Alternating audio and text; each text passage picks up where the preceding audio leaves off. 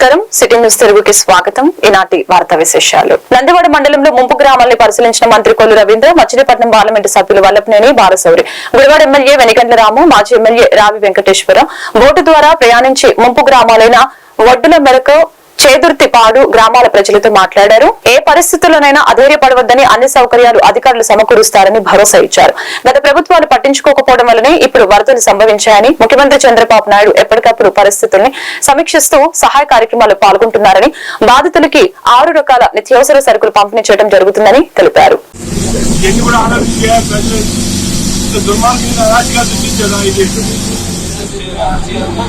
వాళ్ళ మీద ఎంక్వైరీ చేసి అరెస్ట్ చేసి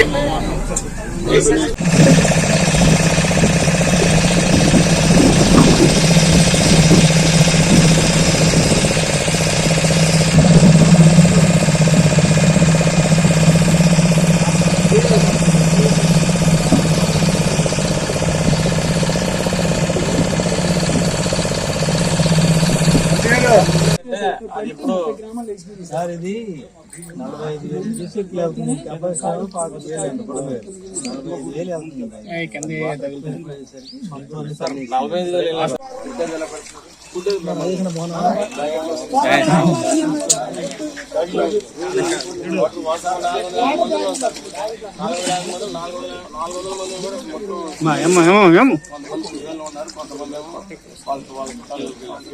45,000 మాత్రం కూడా ఒక 50 మంది ఉన్నాం సార్.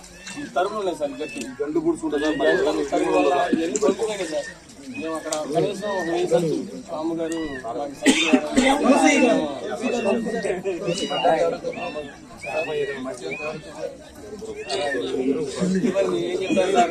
కృష్ణా జిల్లా గుడివాడ మెయిన్ రోడ్ లో వేంచేసి ఉన్న శ్రీ విఘ్నేశ్వర స్వామి వారి ఉత్సవం 3వ రోజు శ్రీ హేరంబ గణపతి స్వామివారి అలంకారంలో భక్తులకి దర్శనమిస్తున్నారు. ఈ సందర్భంగా ఉత్సవాల కమిటీ చైర్మన్ రాజేష్ మీడియాతో మాట్లాడారు. ఈ నెల 22న అన్నదాన కార్యక్రమం భారీ ఎత్తున నిర్వహిస్తామని, నియోజకవర్గ ప్రజలు, భక్తులు ప్రతి ఒక్కరు పాల్గొని స్వామివారి ఆశీస్సులు పొందాలని తెలిపారు.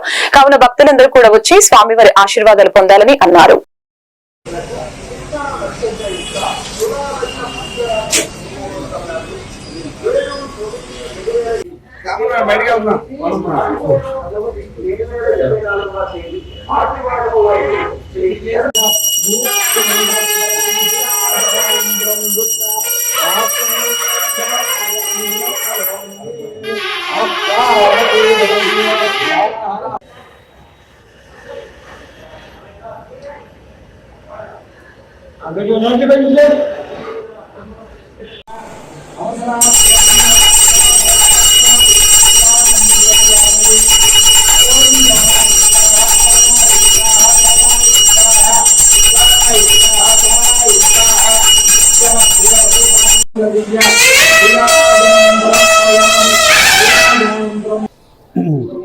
పాత్రికేయ మిత్రులకు, దేవస్థానం కమిటీ మెంబర్లకు, అలాగే ఈవో ప్రసాద్ గారికి అందరికీ నా నమస్కారం.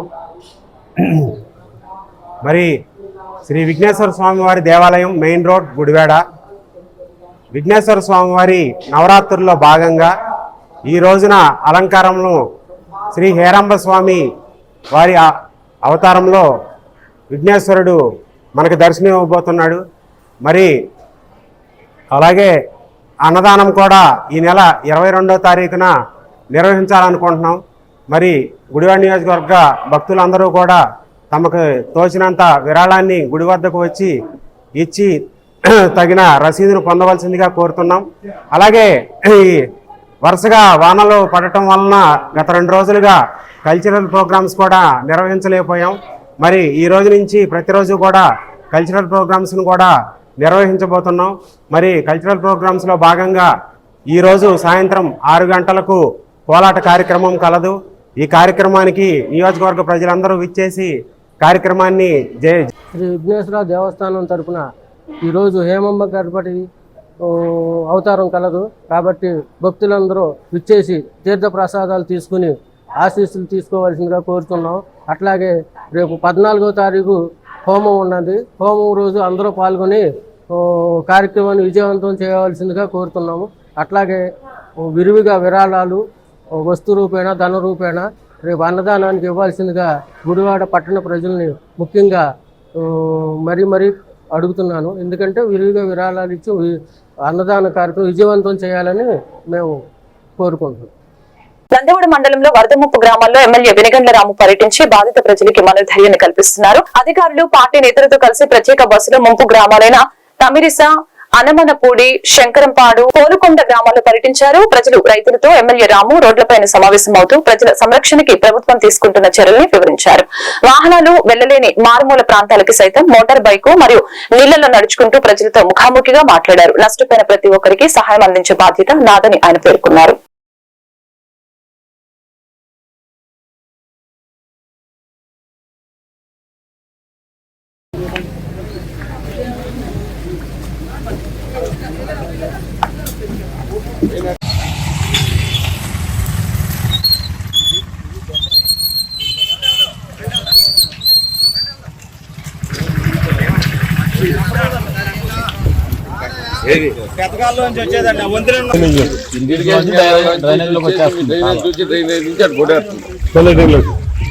అది ఈ దారి చంద్రాయి డ్రైనేజీ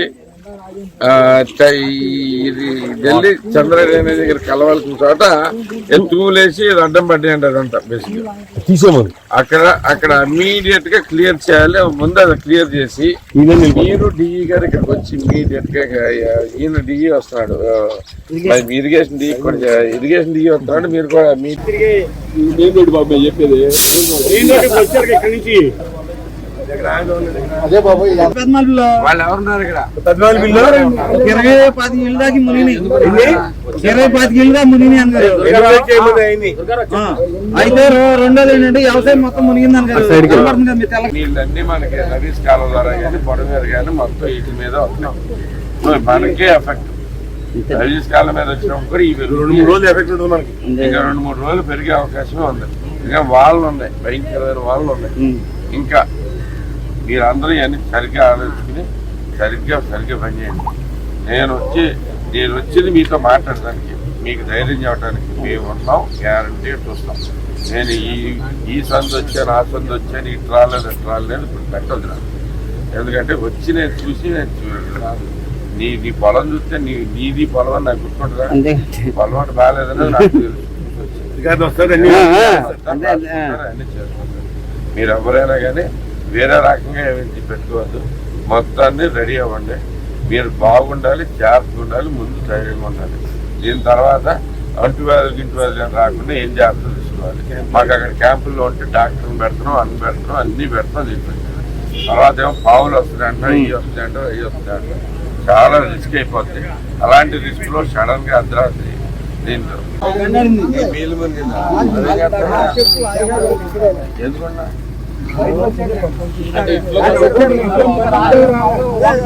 మరి వాకిట్లోకి వచ్చింది ఇల్లు మంది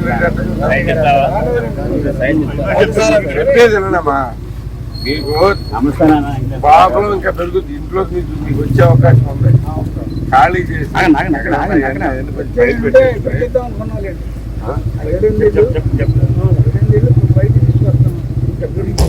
సరే చెప్పేదండి. క్యాంపుకి వస్తే ప్రతి ఒక్కళ్ళకి ఓకే, మీకు ప్రాబ్లం ఉన్న ప్రతి వాళ్ళు క్యాంపుకి వచ్చేయండి. బాగా చూసుకుంటున్నారు, మంచి పోయి. ముంపు బారిన పడిన వరి పొలాలను కాపాడుకునేందుకు రైతులు స్వయం కృషితో కాలువల్లో తూడు తొలగిస్తున్నారు. కృష్ణా జిల్లా పెడన నియోజకవర్గం పెడన మండలం నందిగామ పంచాయతీ పరిధిలోని భూదేవి కోడు ఇరువైపులా సుమారు 300 ఎకరాలు ఉన్న వరి పొలాలు రైతులు తమ పంట పొలాలు గత వారం రోజులుగా కురుస్తున్న భారీ వర్షాలకి నీట మునగటంతో పొలాల్లోని నీరు మురుగు కాలువ ద్వారా బయటికి పోవటం లేదు. ఈ నేపథ్యంలో రైతులందరూ కలిసి భూదేవి కోడు కాలువలో చిట్టా వేసిన తూడు గుర్రపు డెక్కని రైతులు తొలగిస్తున్నారు.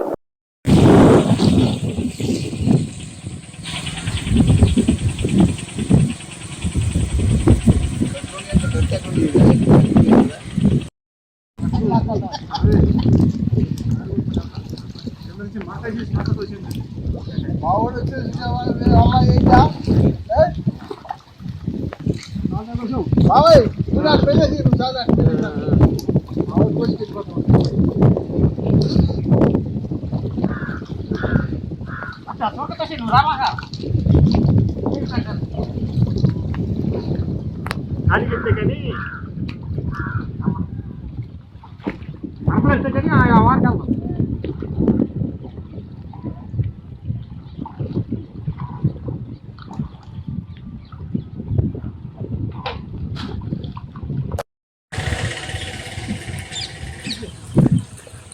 తీరా ఫోటో కట్టి